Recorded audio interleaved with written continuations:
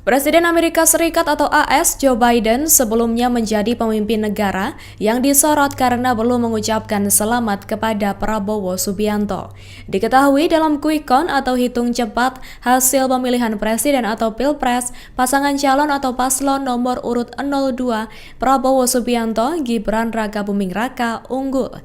Namun juru bicara Dewan Keamanan Nasional AS John Kirby mengatakan Joe Biden siap bekerja sama dengan Prabowo Subianto jika Prabowo pada akhirnya menjadi Presiden Indonesia terpilih.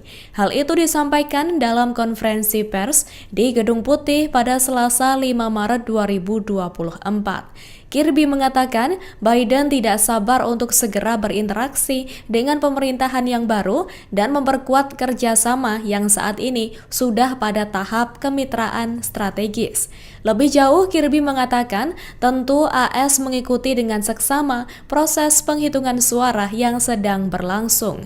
AS juga tahu bahwa calon presiden atau capres sekaligus Menteri Pertahanan Prabowo Subianto memimpin jauh pada perhitungan suara.